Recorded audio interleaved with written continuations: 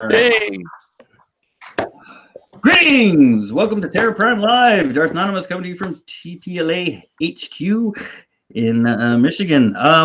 We've got a panel here. We're just coming on today to give a little update about the things that are happening, kind of current events, as it were, bring everybody up to date. We've been kind of backing off of a lot of things. We're not really visible a whole lot these days. I know if anybody's watching the channel, we haven't put up videos in a while. We are getting ready for our 7th year, and that is going to be happening around celebration time and the other thing that we've got to talk about here today, which is the 7 Forum Symposium, the return of, as it were. We had one 2 years ago in which Daniel first appeared, and we didn't have one last year because of various logistical things. And 2 years ago? Yeah. Oh sorry, please continue. It feels like 20 minutes ago. Anyway. Yeah, I know. So so what we're going to do is we're going to be bringing people in to here, and we're going to do it in person. We'll have some guests online and everything like that too, but we're going to make a big weekend of it, and we're going to tell you more about that too, because we are trying to bring in a special guest who everybody we've talked about this before, so it's not a spoiler or anything like that, but we are trying to get enough money to get General Sun himself to come join us for the symposium and help him put some of his stuff out there for everybody else to do, which he hasn't done since he made the sheet show way back in the day. So that's a pretty cool thing. We'll get to that here in a second. Anywho, also we've got lots of stuff to talk about as far as current events out and about. Unfortunately, obviously, because of the time difference, we don't have our friend Cedric here tonight, but the French lightsaber project that we've been keeping you up to date to here has really blown up. Evidently, I'm sure everybody has seen at least one news article or spot or something like that on it recently. So we can probably answer a couple of common questions about that. And we've also got I want to bring everybody up to date on the other, since the French schools are getting a lot of the attention right now. Wanted to bring you up to date in some of our other areas. So we've got Ben from Ithaca Sabers, our enclave, and then Anthony from Gathering of Sabers in Syracuse. So we'll check in with them and see what's going on in their neck of the woods. But anywho, we've got lots of stuff going on. Like I said, our 7th year is coming up, and we're going to be rolling out whole new projects and whole new things. We're gonna be just really upping everything, and hopefully we're gonna really kind of change the way things are done around here as much as we can. We don't want to give anything away, but we've got some pretty cool ideas of stuff that we're going to be doing. The symposium obviously is one of those things. We're going to be a celebration. I will be, at least. I know John also will be, and there'll be plenty of people around that will probably be hooking up with. So keep kind of tabs on what's going there. So yes, let's talk about the symposium in April. And they,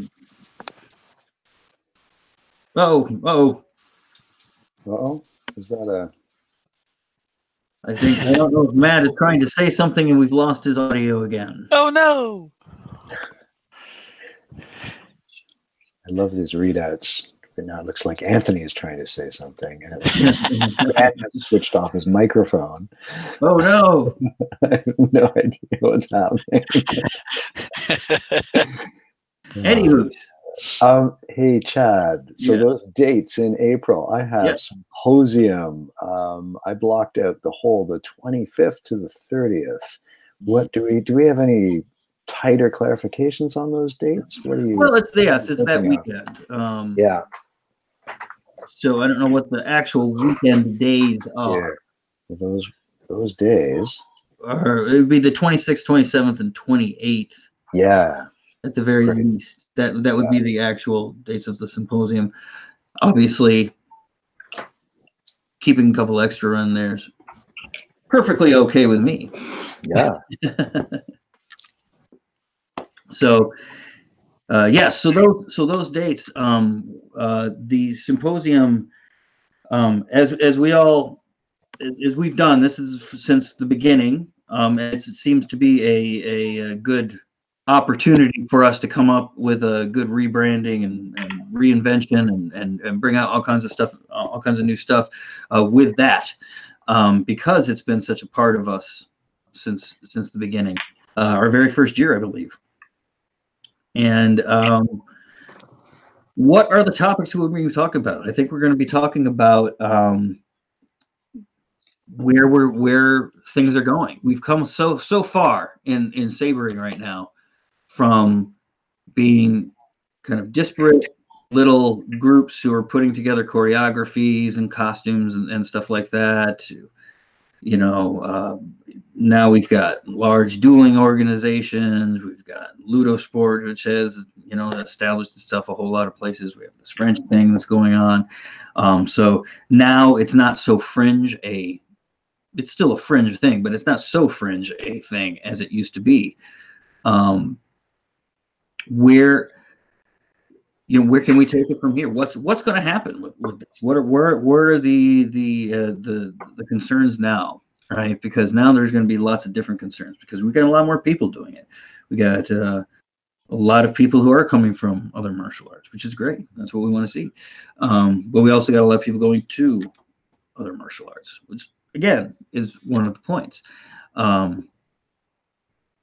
We are going to be including a lot of people. Daniel, of course, will be joining us, so that will be good. And I think one of the things that we'll be doing, and I'll be putting out a blog post on this probably pretty soon, but is kind of identifying different areas where we look at this stuff. And one of the areas that we do that is a part of martial arts is performance, and bringing performance aspects into it, whether it be, and I think the French rule set, which we can talk about here in a bit, is an interesting combination of performance and free sparring. So we're seeing lots of different things. So we're going to be talking a lot about that. Daniel's expertise, of course, is in performance dance, but he is also a swordsman from Wudong traditions, very much like me. So he'll be into that. But looking forward to that. I don't know if any of you guys want to mention anything that you're looking forward to about that weekend, before we talk about our special, or hopefully special guest. Yeah, I can't wait to see what General Sun is going to do. Of course, it's going to be interesting to hear, kind of what Daniel thinks about the development of the French rule set and kind of the philosophy of that. But I'm really looking forward to to seeing the stuff that Damon is working on. Mm-hmm. Yeah, absolutely. Am I audible? Yeah. We can hear you. Go ahead, Dave.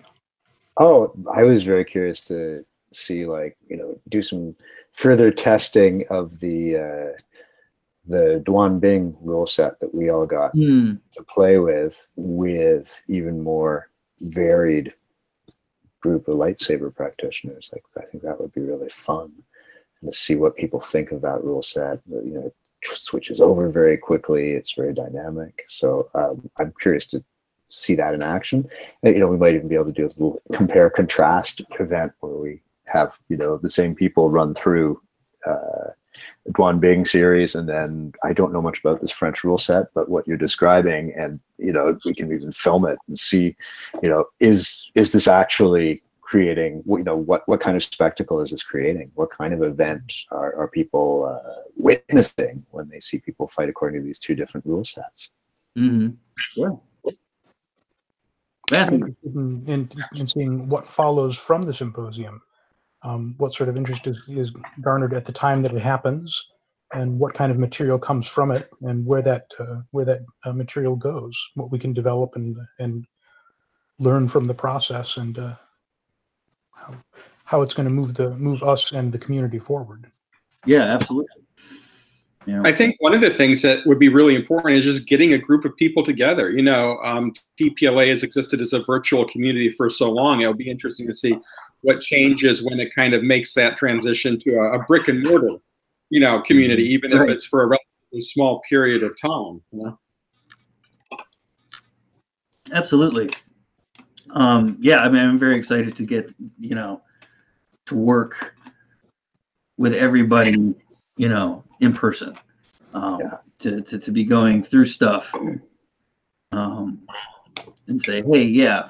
And instead of trying to say, well, yeah, but you could, you know, trying to explain it, you know, and then maybe doing a video of it or something like that, when you can just reach out and discuss it. I think a lot's gonna come from that. Just thinking about our last meeting where we were at least 4 of us were together with my youth, like it felt so rich, but it also felt really short. Like I left that thinking, all these people who I really wanted to have conversations with, because everyone who showed up had a really unusual background and history, and there were a lot of makers, people who were building their own gear. Like it was a fascinating group of people. And that part I'm really looking forward to as well, that if it's spread out over 3 days, maybe longer, that we'll have lots of time to actually play with sabers with each other, but also to have these conversations about how people got into it and what they're developing on, and how we can each share what we're fantastic about. Yeah, absolutely. I'm looking forward to the different languages we all speak within our respective arts, and learning those languages, you know, comparing, learning from each other, you know, with no ego, with no politics. It's, I think, the thing I love the most about what we do with lightsabers. You know, we just get the opportunity to really keep an open mind, because this is all new. When, you know, we're like explorers, you know, in a new world, and so we can't really go in with, you know, preconceived notions. We just have to keep our eyes and ears open and try to create as a community, you know. So I'm really looking forward to that. Yeah, that's good. That's definitely one of the big pluses of all of this. And we are going to try our best to get as many people here. Now, we keep talking about kind of dancing around this issue, but one of the things we want to do real special for this symposium is we are trying to help out our friend General Sun, Damon Honeycutt. Not only help him out just, you know, financially with his family and his needs and stuff like that, but also help him realize something that he never got to realize before. And we have a GoFundMe campaign going on right now for that, you know, for that reason. that donation stuff will go to the symposium to try to get Damon to come here, and so that we can do all of that. I mean, we don't know exactly what he has, but he has been working on this for some time. And we're going to do another show where we're going to talk a little bit more about this and give people a little bit of a taste of what it's like. So that will be coming up pretty soon. I don't know exactly when, but as soon as we figure out spaces and that kind of thing, we'll be up and running for that. So we'll put a link in the description here, of course. So if you wanted to donate, please go. That would be, we would really, really appreciate it. Anything really helps. We have a few donors right now, who I will mention here. Right now, we've got Deso Faulkner, Jacqueline Stanton, who I believe is from your guys' neck of the woods, Emadine Leconte. I'm sorry. Oh, you're gonna have to here, Daniel. Oh, we're gonna need you here. Oh, I see. I'm gonna put that there. So I can mispronounce it. Yes. Oh, Amandine Leconte. Yes, there we go. Thank you. So I want to make sure we get everybody's name right as we're thanking them, and Jason Schultz. So thank you all for donating so far, and Ben, of course. But we will hopefully keep that rolling there. Please check that out if you can. Any help would be appreciated. So, and what he's going to share is going to be really amazing. Yeah. Every time we get to hang out with Damon, it's really, really fun. He's got a really, that's the right word, orthogonal brain. He thinks that way when everyone's thinking this way. He makes up amazing stuff. And so not only is it great to help out a fellow enthusiast, it's also going to be really fruitful. Yeah, absolutely. I think it's everybody is looking forward to it. He's obviously somebody who has had a lot of influence on everything that we do. So let's hopefully we can give back, right? And give back to everybody in that way. All right.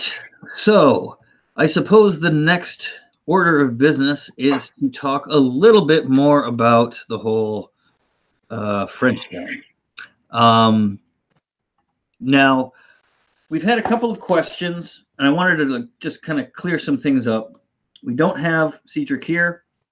I want to make very, very clear, first of all, though, that system and all of that kind of stuff is all Cedric's work, right? We're not taking credit for any of that kind of stuff. We don't lay any claim to their rule set or anything like that. It was based off of our system of progression and safety and some of the stylistic differences and things like that. And we're very, very proud of it, and we think it's really cool. And that he got this approved through the French Fencing Federation and all that is just absolutely incredible. And so we stand by the rule set. We think it's really cool, but we also want to come out and say, like, it's for us, we do a lot of rule sets. We are not a dueling organization. We're more of a teaching organization or a knowledge-based organization and a service organization. We like to do stuff, for the community, try to inform things, and we want to do things for everybody out there, regardless of what group you whether you're with Saber Legion, whether you're with Ludo Sport or anything like that. We've got lots of stuff that's going to be specific to what you're doing as well, right? Because we're trying to be very, very general. And yeah, we're not married to any one way of doing this. We like to explore different ways. Like we've just recently been exploring Duan Bing, which is kind of an ancestor of what we're doing, because in my style of Kung Fu, that's one of the weapon-based sparring things. So obviously that has a bit of an effect on what's happening in TPLA and all of that. So we do a lot of rule sets. Some of them are very restrictive, like we have something like the head hunt, which is the head is the only valid target.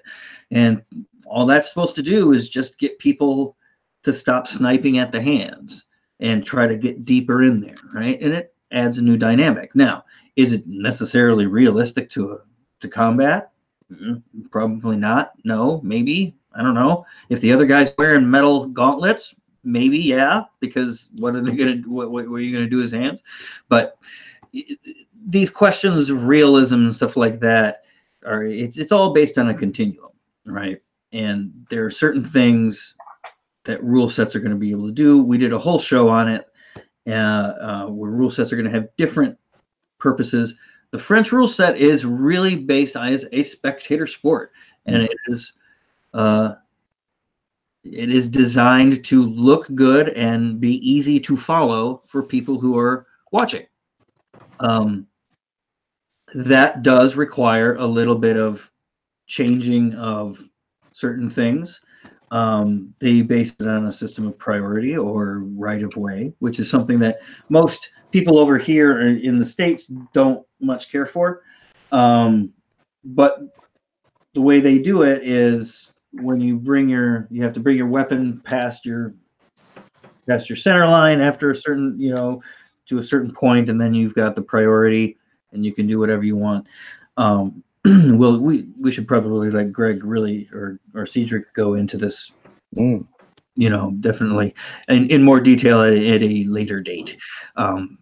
Just because the translations of the English translations of the rule set are going to be coming out pretty soon. We should have those available through our outlets, and then they should be available through the French outlets as well. Very, very soon.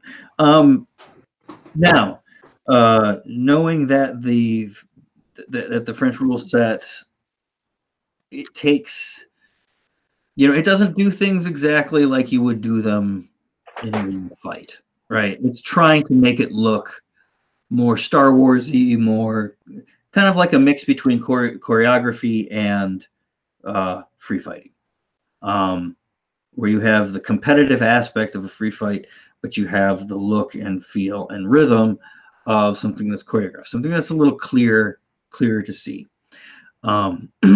Now, everybody's going to have their own opinion on, is that a valuable thing to put into a rule set? Like I said, for us, it's one rule set that has one specific purpose, and it looks like it's doing pretty good with it. If you've seen some of the matches that they've put out, it looks fairly fun and pretty cool. I would say the only drawbacks I can see of it is it's hard to self-score. And so, like, if you're just you and your buddy, it's kind of hard to figure that out. But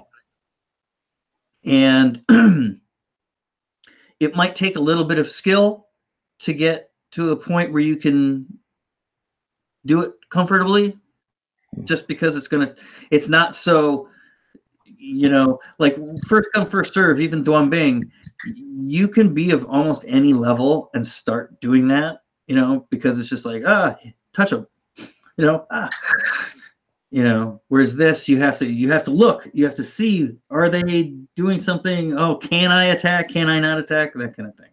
So it can be a little confusing, but I've been trying to familiarize myself with the rules, and it's kind of hard because, translating French to English. But I figured, let me just watch as many matches as I can. It is entertaining.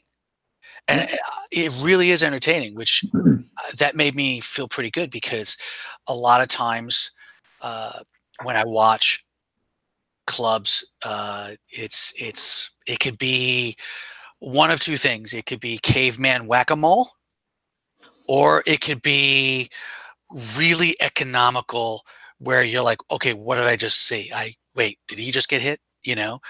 Those are the two. That's like the black and white cookie that I see out there. And this is kind of like the skilled entertainment version of all that. So I'm actually excited. I wasn't at first, but now I'm starting to become a fan, because it reminds me a little bit of that other French sport with the canes. Yeah, there's a lot of similarities. I forget what it's called. I don't want to butcher it, but I love watching those matches. I mean, wow, the athleticism. the action. It's really fun to watch. Yeah, I think the rule of moving your weapon past your vertical center line, I think that's where it comes from. Is from stick fighting, French stick fighting. Yeah, that makes sense. Yeah.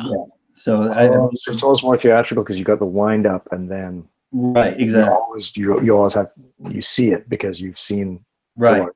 But what that does, and I don't know how it works in stick fighting, but in the French rule set, you have immunity once you have priority. As long as you're continuing that particular movement, you have immunity. They cannot counterattack, right? That gives the opportunity to do like really acrobatic and stuff that you would never in a million years try in a real fight, like spinning around and stuff like, the stuff that lay people really kind of want to see, right? Because they're conditioned to expect it. Because they see the movies and all of that kind of stuff. So you get a lot of that, and it's the same thing with the cane, with the cane. It's something Duquesne. It's La Canne, I think, which is the cane, right? I'm gonna let my Google do the walking in a minute. Yeah, it's part of like the sport fight that they made out of La Savate, right? Like kicking style. Yeah. I don't know very much about it, but yeah, I think it's called the cane. Yeah. So lightsaber, the cane. What are you gonna? Whatever. Cane de combat. Yes. There we go. Cane de. Yeah. The combat cane. Yeah. Cane de combat. Or the fighting cane. Boy, good thing I don't speak French. Yeah. Hitting people with sticks. Yes, hitting people with sticks. The Portuguese stick fighting is really cool too. They do it. Yeah, Jogo de Pau. That's a really cool. If anybody wants to see some really cool stick fighting, check out Jogo de Pau. Because it is.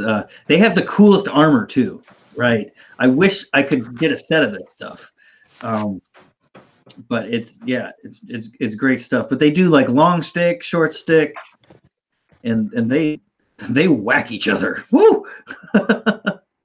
Okay, as long as we're on stick fighting, I gotta plug my latest project. So the latest issue of Masters magazine is out, and I was a guest editor for that, and it's all about stick and machete fighting, but mostly stick fighting in the Caribbean.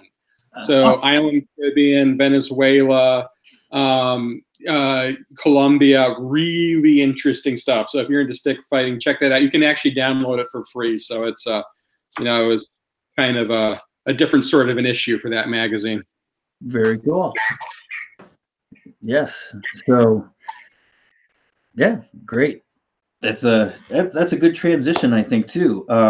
Because while you're talking about your own thing, why don't we just check in with you here? Because we've I don't know, unless anybody's got any other comments on the French phenomenon. Just that I love it. Just that I had people coming up to me around town who they're like, "Hey, you guys are in the news." I'm like, "I wasn't in the news. What are you talking about?" You're right. I'm like, "No, that's one of our guys, but it wasn't me." Right.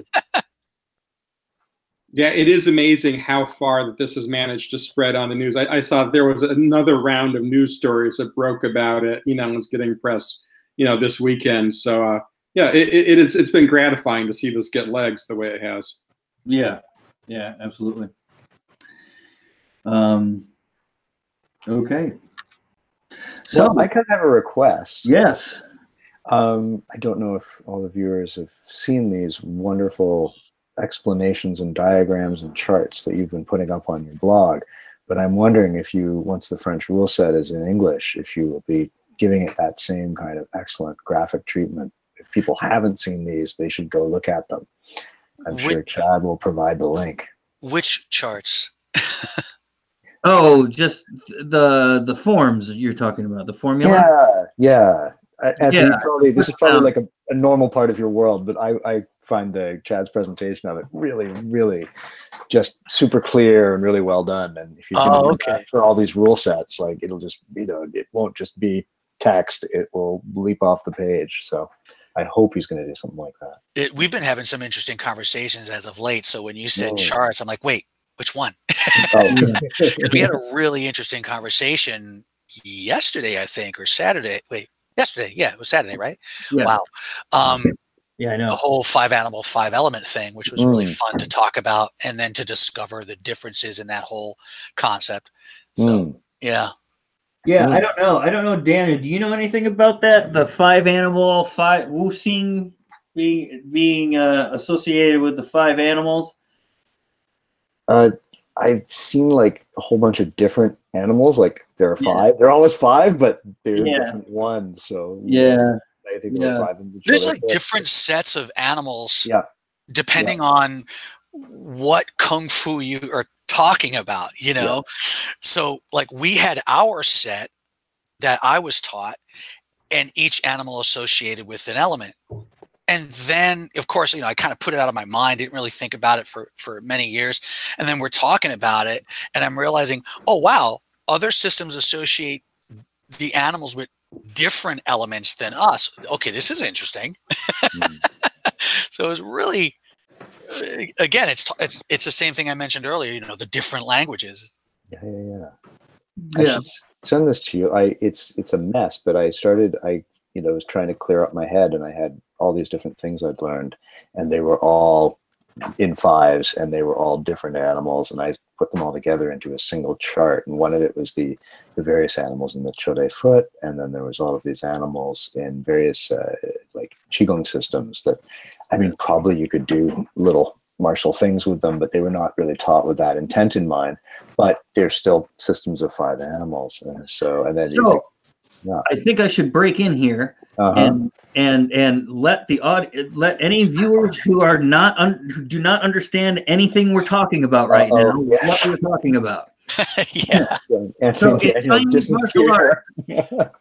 martial arts, and in Chinese cosmology, there's something called the wuxing, or the 5 phases. Okay, this is fire, water, wood, metal, and earth. Now you can expand these into the 10. Is it the 10 heavenly stems, and then the 10, and then the 12 earthly branches? That's a whole new kettle of fish. But the 5 are basically phases of just stuff, right?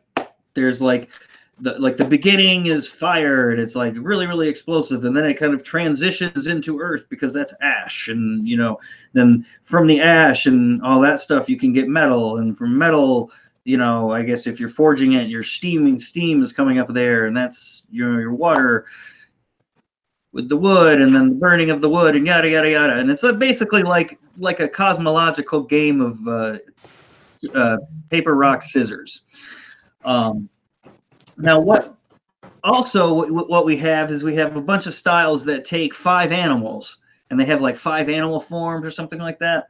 I believe it got started in the southern kung fu styles. Legendarily with the southern Shaolin Temple, which may or may not have existed. Yeah.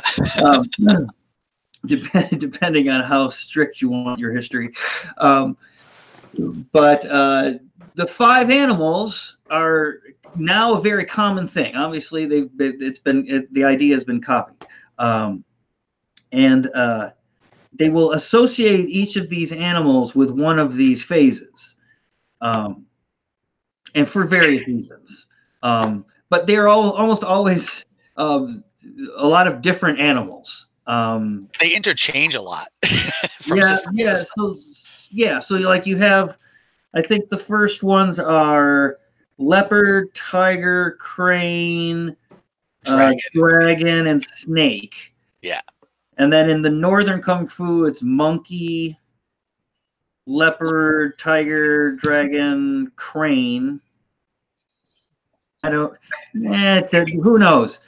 I don't even know. And then you get like Bagua, where it has 8, and they have 8 animals. So there you go. So, but basically systems of metaphors for analyzing and understanding and comparing information. Right, exactly. They're basically mnemonics. Yeah. Right? Like in 1492, Columbus sailed the ocean blue. I guess it shouldn't be surprising. We might be able to. Sorry, Matt, go ahead. I was going to say, it's probably not surprising we can draw some parallels to the 7 forms of lightsaber combat and the different Sure. subtitles That's kind of how it associated with them. happened, yeah. We were just having class, and one of our guides just made this comment because we were talking about flow. And our student, Matthew, not Matthew that's here, obviously. And next thing you know, Ben and I, along with one of our other guys, are sitting there around my dry board drawing this out with charts, and I'm writing things down, and then Ben grabs the pen and writes it down, and at the end we're looking at it and we're admiring our handiwork. And then the first thought, I think that was universal, was I wonder what Chad's gonna think of this. Do you have a picture of it? Ben does. Yeah. I would, if you're looking at the first 5, that's what we were talking about. So did you set things up according to that, the 5 phase with the 7 forms? Yeah, well, up to 5, of course. Yeah. But what do it say? Shicho. For me, it would be Shicho Earth, right? Because I'm going more on the cosmological cycle, right, for the phases. So Earth being ground, being root, that your foundation. Then you got metal, right, which is Makashi, the sword, the tip. That seems good. Suresu, water, that works. There we go. Defensive, yielding, flowing, soft, not attacking, not aggressive, passively destructive. And then you have Ataru, which is wood, which is hard yet flexible, right? Roots can penetrate very, very, very deep, and yet it goes very, very high. So it's a form of contradictions and polar opposites and that kind of thing. And then 5, Gemso is kind of like a culmination of all of that kind of stuff into combat. So it's the explosion. It's the the alchemy of it all. Boom, and then the cycle starts over again. Oh, it'll be very cool to have this conversation again with Damon, because of course all of his stuff is sorted by these 5. Yeah. Oh, is it? It was a cool conversation. I'm really looking forward for all of us to sit down and talk this, at a round table with some tea, because Ben and I, Chad and I had different ideas of this, but the ideas are different because my association with a particular animal and the element made my interpretation of the 5 forms different. So it was really cool. Yeah. Which I could tell you sometime if you like. Well, yeah. I mean, if you go on the animal quality, you're going to be thinking about the qualities of the animal, right? Necessarily. And whether or not that's being associated with a particular phase or whatever, it really kind of depends on somebody's point of view. You know what I mean? It's like, yeah. Is the tiger more wood or is it more fire? I don't know. It's different dialects, It's like with us, we view tiger as fire, and we view a crane as wood. So it's just different, Again, it's just different languages. And I think if you can learn the other person's language, then you can really have a great conversation. Yeah. So I really want to learn your perspective on that one of these days, so that I can kind of internalize it and decode it. I will say this, because I'm from an internal martial art, and Daniel, you can back me up on this. We do a lot of that with like Xingyi and Taiji and all that kind of stuff. And I'll say that I'll say one thing that I really have never had any use for any of that stuff. It's kind of like a mental gymnastics, Yeah, I guess I don't know that it has any pedagogical value. You know, like, because like I kept getting, I would be going with these guys, and they'd say, okay, you know, what are you going to do from here? And I go, I don't know, do, you know, whatever. And they're like, well, do this because it's a fire move or it's a water move. And I'm like, what? It doesn't make any sense. What are you talking about? I think It's everybody not a card game. Yeah, everybody Yeah, right. comes out of it with what they put into it. You know, it's. I mean, if you look at Miyamoto Musashi, he had very specific ideas of situations, and he would approach that situation kind of like picking the right tool for the job. You know, and so that's kind of how I look at it. Like I'm not thinking about it when I'm sparring, but it is a kind of cool little mental game to play with myself, you know, to kind of think about this stuff and help me in my training. So when I'm doing now, because we just talked about this recently, you know, with Ben, now when I do my Shicho, I'm thinking of it a little bit differently because I'm trying to express it. I'm trying to give it an emotion, so to speak, if that makes any sense. Yeah. Yeah. No, I mean, the way we look at martial arts is always very interesting. That obviously is one of the reasons why we exist as an organization, and why like this is what we like to do. We like to think about martial arts in that way. So like all of these conversations are going to be, you know, kind of continuing happening. I know that there's just, I mean, hopefully we can and this is one thing that I think we're very into, and hopefully we can get this across to as many people as possible, is that and Ben, you just posted this old article about an oldish article about this very thing, which is, you know, it's really fun to spar and it's really fun to fight and it's really fun to do all of that. One of the things that we were always talking about right from the beginning, and we've always been into the sparring. We've kind of brought it.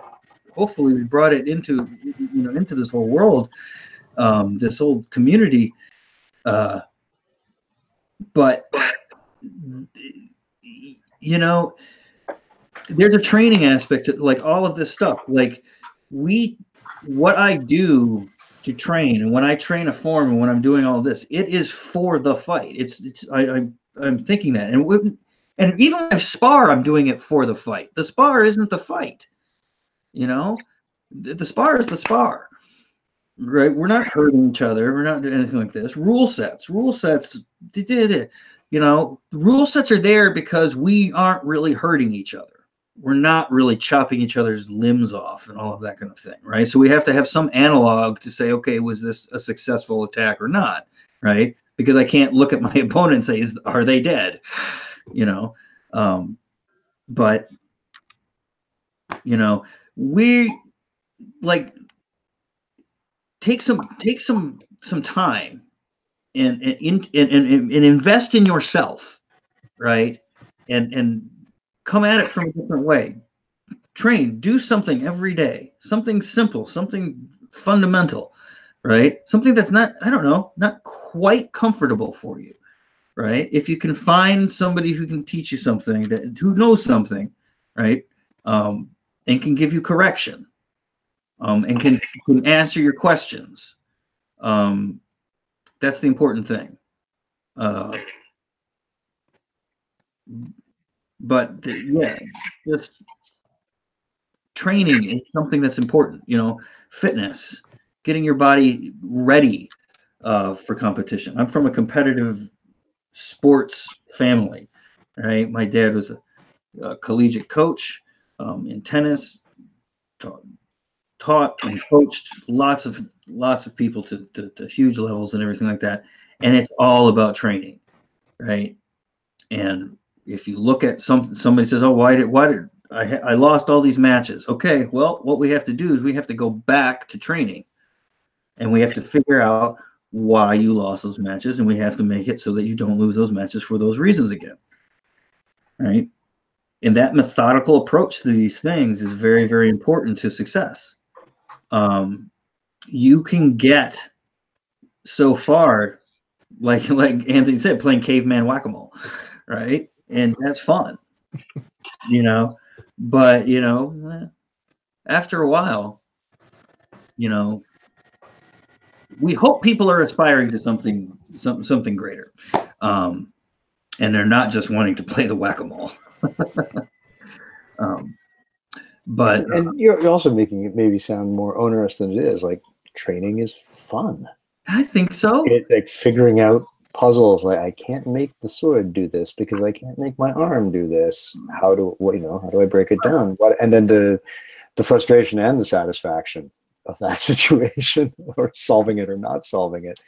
You know, that is a really pleasurable experience, because I think we're partly, that's how we are. We want to solve problems. We want to solve puzzles. And maybe we don't want to be made to solve problems and puzzles, but when they're things we give to ourselves, then that's really enjoyable. Yeah. And sometimes I think the solutions to the puzzle just takes a long time and people don't want to do it. You know, because like, oh, okay. Well, you have to love what you do, you know, otherwise you're not going to dedicate time to it. It's true.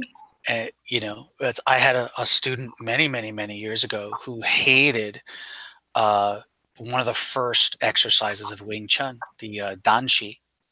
He hated it, and he expressed it that he hated it because to him it was the most boring thing in the world. But because he was looking at it from a very skin and hair perspective, and when he never, unfortunately, he never stuck with it. But when you stick with it and you get past that and you start to get into the meat of it, it's so enlightening. I mean, it's such a sappy word to use, but it just fills me. It reminds me of Po from Kung Fu Panda when he just screams, "I love Kung Fu." I say that all the time because there's times when I'm teaching or training where I go, "Oh man, I love this so much, and I could never live without this." Okay, so let's start to break this down, right? So we all spend multiple hours a week practicing with our lightsabers or our swords, right? We might, if we, you know, religiously spar every week and we go a couple rounds, we might actually spend between 3 or 15 minutes of those multiple hours actually sparring. So what are some of the categories of training that people should be focusing on? Right, you know, what are some specific things that people can do that kind of like, you know, build correct form that, you know, that we could give them? I would say footwork. Footwork is number one. If you don't have your footwork ready, or you don't have it set, you know, you're flailing about. You know, it's foundational. If I can venture a slight pun. Yes, absolutely. Yeah, I couldn't agree more. Footwork is so important. It's key, really. You could have greatest hands in the world, but if your feet are not there, your hands are useless. Yeah, and make it simple. Like we've got the, you know, do the Shicho stuff. You know, if that'll give you everything, including a lunge. You know, you can easily make it a one-handed lunge by letting go. That's no problem. You know, but you know, you don't have to overload yourself. You don't have to like do a whole bunch of things. Doing the simple things is really where it's at. You know, people that train in the simple foundational fundamentals are the ones who do the best. Yeah, just is. So we've got our footwork. I mean, we have all of the forms that we have put up online, right? Mm-hmm. So, all those first forms, those first 4 pillars are all foundational. So, yeah. So, and we will be putting out, of course, more stuff. We've got lots of classes and stuff like that go on. You know, so then, as far as people around the states, if you're looking to come check us out, one thing you can come to Ann Arbor, or if you're in Michigan, you know, come to Ann Arbor to one of our classes down here. We'd love to have you. Or if you're in New York State, you can visit Anthony at the Gathering of Sabers in Syracuse, or Ben there at the Ithaca Sabers in, believe it or not, Ithaca, New York. It's not creative, but it conveys. It gets the information across. Right, exactly. Where are those sabers? Right. Yes. So And we have a new Wednesday class, We're just starting a new beginner class, a new section of Introduction to Lightsabers on Wednesdays. So great time to come down and check it out. Mm. yep. Very cool. Yes, definitely. He teaches more than I do now when it comes to saber. Maybe that Ithaca would become a hotbed of sabering. Yeah. I visited them. Was it last month, Ben? Yeah, last month. Yeah. And everybody was so nice. It was such a fun time. Mm. I really enjoyed it thoroughly. They had such a. Everybody enjoyed themselves, and I have nothing but great things to say about the Ithaca Club. We actually, when Anthony came down, we did a seminar on the saber staff and kind of the CCHO saber staff. It was a lot of fun. Oh yes. The kayak pedal to the underworld. Yeah.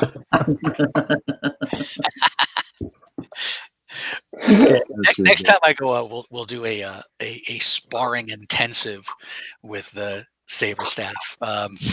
This time it focused strictly on the form and some basic application. But I would love, because I love doing that. I love using sparring as a teaching tool, you know.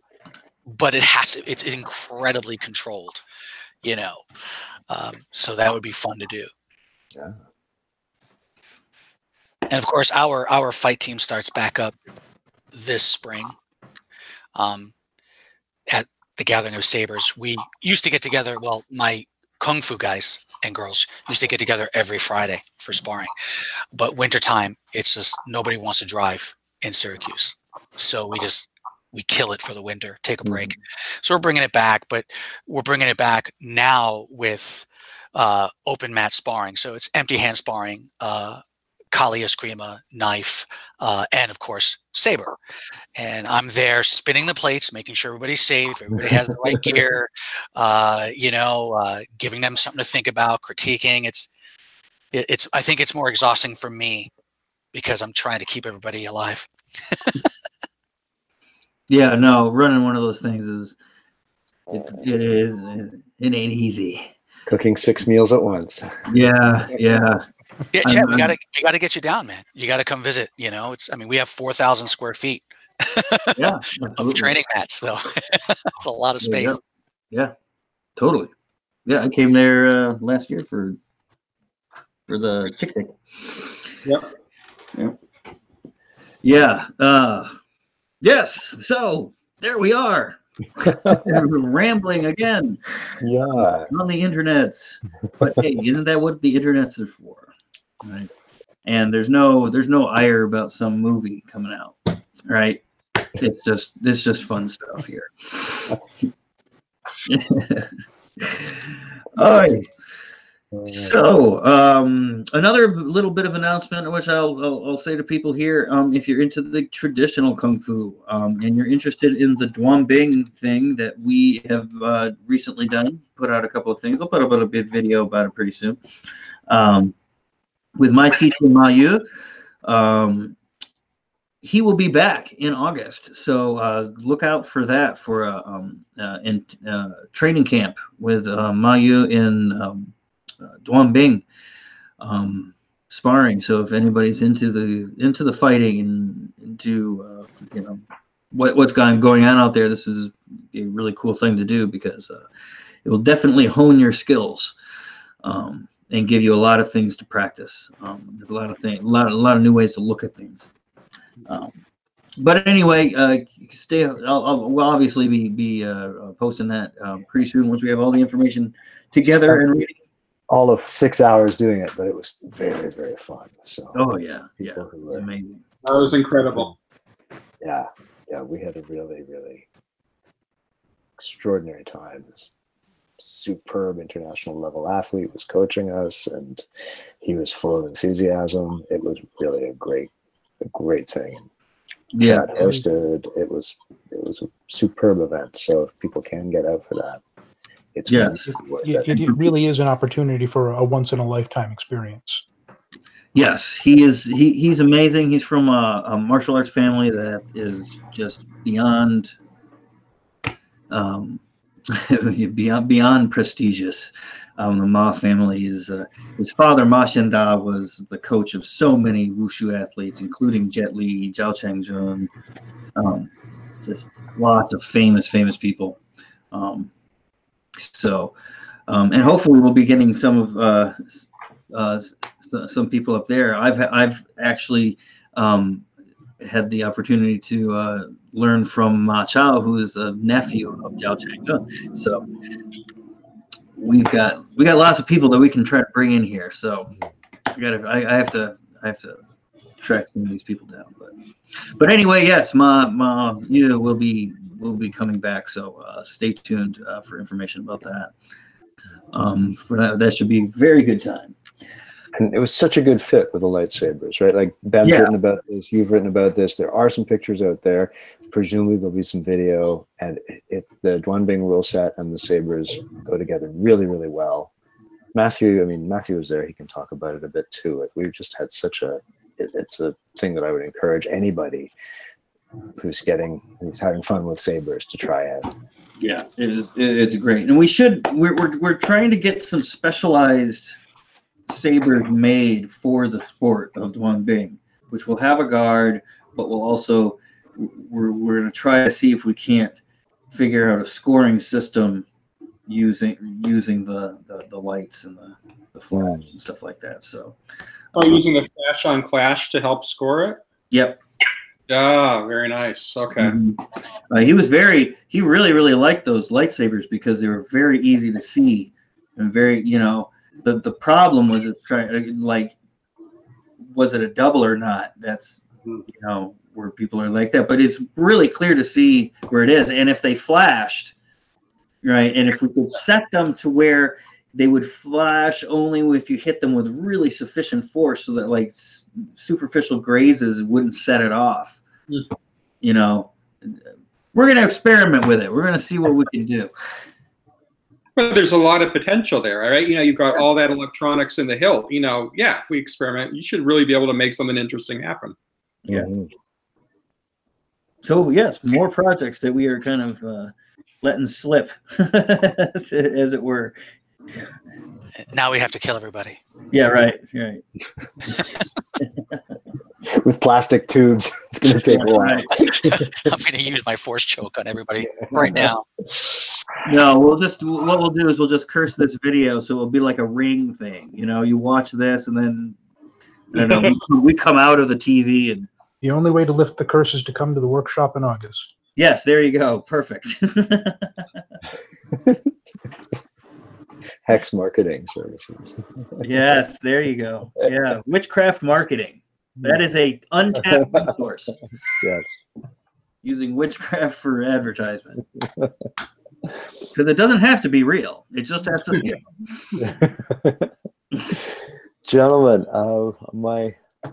we are coming to the end of the hour. So yes, family calls. Yes. So unless there's something else from the panel, we can wrap her up here. Thank you all for tuning in. This was a little rambly, but we're just trying to bring you up to date what's going on. It's pretty chaotic behind the scenes here, so please bear with us. We hopefully will have some really great stuff coming for you in the new year and the 7th year of our existence. 7 being that magic number that we all like for some reason. So anyway, thank you, panel. Anthony, Ben, Daniel, Matthew. Thank you all for joining in. Have a great day. Happy sabering. See you guys next time.